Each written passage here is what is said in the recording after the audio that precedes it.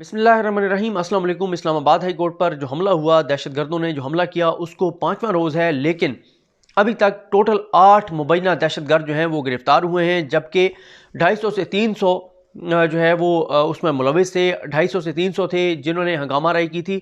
60-70 तो थे जिन्होंने वो मेन जो लोग थे जिन्होंने जाके चीफ जस्टिस के चैम्बर में तोड़ फोड़ की थी, चीफ जस्टिस के ऊपर हमला किया था। लेकिन बाकी भी जो है वो इस सारे में शामिल थे। लेकिन अभी तक पुलिस सिर्फ 8 मुबैना दहशतगर्दों को गिरफ्तार कर सकी है।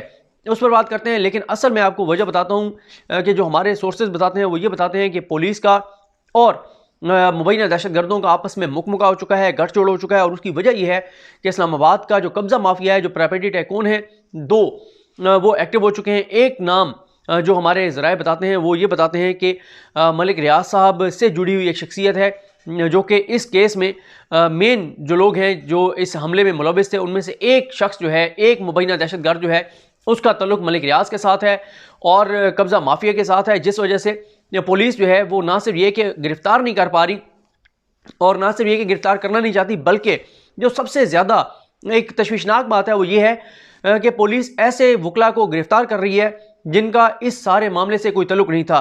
केस को जानबूझ कर खराब करने की कोशिश की जा रही है। और इस हवाले से साकिब बशीर साहब ने जो बताया है कि इस्लामाबाद हाई कोर्ट में चीफ जस्टिस अतर मिनल्ला साहब ने भी ये बात कही है कि कौन ये सारा खेल खेल रहा है, लेकिन हम ये खेल नहीं खेलने देंगे किसी को। जो गेम की जा रही है वो गेम नहीं होने देंगे।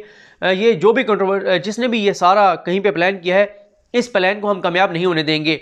उसकी वजह यह है कि पुलिस क्या कर रही है कि जो असल कल्प्रिट हैं उनके घरों पर ना तो छापे मारे जा रहे हैं, ना उनको गिरफ्तार किया जा रहा है, बल्कि ऐसे वकला के चैम्बर्स के ऊपर, उनके घरों के ऊपर छापे मारे जा रहे हैं जिनका नाम ही नहीं है। बल्कि मुझे एक वकील हैं एहतशाम एडवोकेट साहब, उनकी कॉल आई। उन्होंने मुझे बताया कि एक वकील जो कि वकालत छोड़ के और पैमरा में 18वें ग्रेड में ऑफिसर हैं, उनको उठा कर ले गई है पुलिस कल रात। और उनका नाम भी खालिद महमूद है। और इस हमले में जो शामिल थे हमलावर, जो गुंडे, जो बदमाश, उनमें भी एक का नाम खालिद महमूद था। तो उन्होंने असल खालिद महमूद को उठाने की बजाय इनको उठाकर ले गए और अडयाला भेज दिया। यहाँ पर मैं आपको ये भी बता दूं कि जवाद अब्बास साहब, उनको अप्रिशिएट करना चाहिए, जो इस्दाद दहशतगर्दी की अदालत के जज हैं। उन्होंने जो है ज़मानत मुस्तरद कर दी है। जो 4 जिनकी ज़मानत बाद गिरफ्तारी थी और 4 जो और पेश किए गए उनको उन्होंने जुडिशल कर दिया है। मैं ये समझता हूँ कि अगर ये मुकमुका हुआ है तो ये सिर्फ पुलिस के साथ नहीं हुआ है इन मुबैना दहशतगर्दों का, इसमें इस्लामाबाद की इंतज़ामिया भी शामिल होगी, इसमें वजारत दाखिला भी शामिल होगी। और ये बहुत ही शर्मनाक भी है, अफसोसनाक भी है। और यही आप अंदाज़ा लगाएं कि हमारे मुल्क का कितना सिस्टम करप्ट है, माफियाज कितने इसको जो है वो उन्होंने जकड़ा हुआ है कि एक अदालत मुद्दई है, इस्लामाबाद हाई कोर्ट पे हमला हुआ है, विक्टिम कौन है?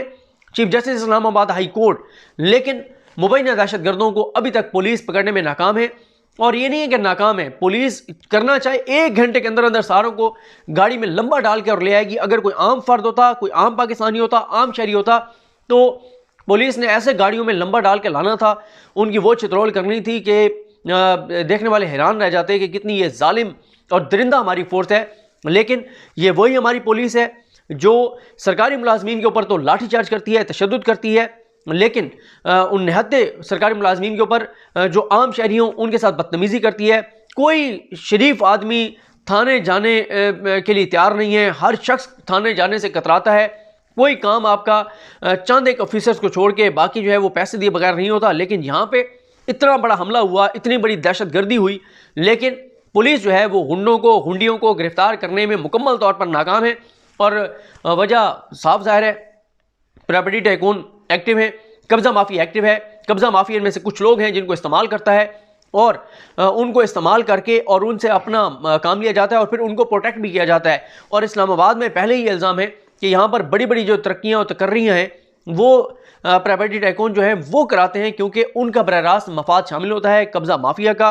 और ये मैं समझता हूँ कि प्राइम मिनिस्टर पाकिस्तान इमरान खान साहब और वज़ीर दाखिला शेख रशीद के लिए बहुत बड़ा चैलेंज है कि आखिर क्यों इन मुबैना दहशतगर्दों को गिरफ्तार नहीं किया जा रहा, कौन है जो इनको गिरफ्तार नहीं होने दे रहा। बल्कि ना सिर्फ ये कि उनको गिरफ्तार नहीं किया जा रहा, बल्कि जो मुलविस नहीं है उनके घरों के ऊपर जो है वो छापे मारे जा रहे हैं। इसका वाज़ेह मकसद यही है कि इस केस को ख़राब किया जाए और इस केस को ख़राब करके और जो बदमाश हैं, जो गुंडे हैं, जो मुबैना दहशतगर्द हैं, उनको बचाया जाए।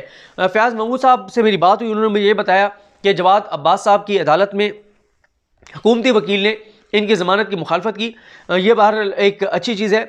लेकिन सवाल यही है कि अभी तक जो तमाम जिम्मेदारान हैं, जो हमलावर हैं, वो अभी तक गिरफ्तार क्यों नहीं हो सके। ये डबल गेम कौन कर रहा है और इसका पीछे मास्टरमाइंड कौन है, कौन कौन इसका जो है वो आगे इसको एग्जीक्यूट कर रहा है। और ये भी बताऊं कि पता ही चला है कि जब कमरा अदालत में पूछा गया कि ये बताएं कि छापा मारने वाली टीमें कौन थी, तो ये भी नहीं पता था इस्लामाबाद की इंतज़ामिया को और पुलिस के जो जिम्मेदारान वहाँ पर पेश हुए कि कौन था जिसने ये छापे मारे हैं। तो ये सूरत हाल है।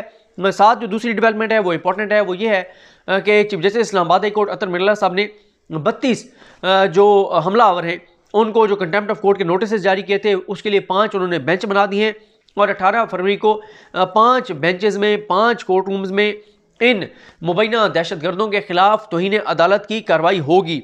और जैसे आपको पता है कि ये इतने बदमाश हैं और ये इतने बड़े मुबैना दहशतगर्द हैं, इनका इतना खौफ है कि आप देखें, आपको कल मीडिया पे किसी प्रोग्राम में मैंने नहीं देखा कि किसी प्रोग्राम में मुझे कोई मिला हो जिसने इसके ऊपर बात कर रहे हो। और आप अंदाज़ा लगाएं, ढटाई का अंदाज़ा लगाएं, बेशर्मी का अंदाज़ा लगाएं कि आज बरोज़ हफ्ता रैली निकाली जा रही है कि जो मुबैना दहशतगर्द गिरफ्तार हैं उनको भी छोड़ा जाए, जो बाकी हैं जिनके नाम हैं उनको भी गिरफ्तार ना किया जाए, हमें मज़ीद कब्ज़े भी करने दिए जाएँ, हमें मज़ीद जो है वो तमीरात भी करने दी जाएँ, जो गिराए गए हैं उसके पैसे भी दिए जाएँ। ये सूरत हाल है और ये ज़रूर है इस्लामाबाद इंतज़ामिया के लिए आज का दिन इंपॉर्टेंट होगा। उसकी वजह ये है कि जब ये रैली निकाली जाएगी, अवाम में पहले गम गुस्सा है, शदीद गम गुस्सा है। और जिस तरह से इन्होंने चैम्बर गिराने पर खुद कानून हाथ में लिया और खुद इंसाफ किया, अपनी अदालत लगाई, खुद फैसला सुनाया। अगर ये सड़कें ब्लॉक करते हैं, अगर ये सड़कों पर आते हैं और अगर उन सड़कों पर ट्रैवल करने वाले भी यही समझते हैं कि अब शायद वक्त आ गया है कि हर कोई कानून हाथ में ले और वो भी इंसाफ करना सड़कों पर शुरू हो गए, तो बहुत बड़ा खुदा न खासा तसादुम हो सकता है। गो के किसी शहरी को यह जेब नहीं देता, ना ही उसको कानून हाथ में लेना चाहिए। मामला अदालत में, अदालत फैसला करे। और अभी तक हमारी इतलात यही है कि चीफ जस्टिस अतर मिर्ज़ा साहब बिल्कुल खड़े हुए हैं और वो बिल्कुल रियायत करने को तैयार नहीं है। ये भी हमारे ज़राए बताते हैं कि चीफ जस्टिस पाकिस्तान जस्टिस गुलजार अहमद साहब से रब्ता करने की कोशिश की गई है, उनसे ढील लेने की कोशिश की गई है, लेकिन उन्होंने दो टोक इनकार कर दिया है कि इस मामले में वो कोई किसी को रियायत नहीं देंगे और जो भी मामलात हैं वो chief justice Islamabad high court Athar Mirza sahab ही देखेंगे। ये भी एक अच्छा फैसला है चीफ जस्टिस पाकिस्तान का। बाकी इसके अलावा यह है कि chief justice Islamabad high court ने खत भी लिखा है, उसके बारे में भी बताएंगे। और जो एक और जो चीज़ रिपोर्ट की गई कि इन मुबैना जो दहशतगर्द हैं, जो हमलावर हैं, इनमें एक वो वकील भी शामिल था जो लापता हुआ और उसको रिहा कराने के लिए इस्लामाबाद हाई कोर्ट ने अपना किरदार अदा किया। तो उस पर चीफ जस्टिस ने कहा कि उस वकील को देखकर मुझे धचका लगा कि इसको तो हमने रिहा कराने के लिए हमने इक़दाम किए और ये भी मतलब इस तरह से छलांगे मार रहा है और हमला करने वालों में शामिल है। इसलिए मैं अक्सर ये कहता हूँ कि ठीक है, किसी को लापता नहीं करना चाहिए, लेकिन बहुत सारी जगहों पे हमने देखा कि जिनको इस तरह से उठाया गया उनमें से 90% जो है कोई वजह थी तो उठाया गया। ऐसे इदारे किसी को नहीं उठाते, ऐसे उनको नहीं उठाया जाता, किसी वजह से उठाया जाता है। और मसला यह है इदारों का, बहुत सारी जगहों पे वो अगर उनको ओपनली गिरफ्तार करना चाहें तो अदालतों से उनकी ज़मानतें हो जाती हैं। कई जगहों पे आप देखें कि कत्ल की वारदातों में वो लोग मुलविस होते हैं जिनको पहले पकड़ा होता है पुलिस ने और अदालतों ने उनको ज़मानत पर छोड़ा हुआ होता है। आप देख लें, बहुत सारे लोग जो आज पाकिस्तान से बाहर जाकर पाकिस्तान के इदारों पर, पाकिस्तान की अदलिया पर, पाकिस्तान की फ़ौज पर हमले कर रहे हैं, पाकिस्तान के बैरूनी दुश्मनों के साथ मिलकर काम कर रहे हैं, जब उनको यहाँ पर उठाया गया था तो अदालतों ने जो है वो दबाव डालकर, अहकाम देकर उनको रिहा करवाया और फिर वो यहाँ से निकले और बाहर जाकर उन्होंने पाकिस्तान के इदारों पर हमले शुरू कर दिए और ये सारी चीज़ें शुरू कर दी। तो ये बहरहाल कुछ तफसीलात हैं। पुलिस का किरदार मैंने आपको बता दिया है, बहुत शर्मनाक है। वो पुलिस जो निहत्थे लोगों पर जुल्म करती है, जो उसामा जैसे मासूम के ऊपर गोलियां बरसा के उसको शहीद करती है, ना सिर्फ ये कि उसको शहीद करती है बल्कि इंतज़ार करती है कि जब तक उसकी जान ना निकल जाए, उसका आखिरी सांस ना निकल जाए, तब तक कोई करीब ना आए और उसको जो है वो कोई रेस्क्यू करने के लिए ना आए, कोई उठाने के लिए ना आए। वो पुलिस जो मासूमों को गोलियां मारती है, वो दहशतगर्दों के आगे ना सिर्फ लेटी हुई है बल्कि उनको एनआरओ दे रही है, उनको डील दे रही है, उनको ढील दे रही है। और यहाँ तक भी नहीं, बल्कि केस खराब करने के लिए उन वकला के चैम्बर्स पर और उनके घरों पर छापे मारे जा रहे हैं, जो कि ना सिर्फ ये कि इनके साथ नहीं थे बल्कि वो इसकी मजम्मत कर रहे हैं और वो इस चीज़ के खिलाफ खड़े हुए हैं जो कुछ इस्लामाबाद हाई कोर्ट में किया गया।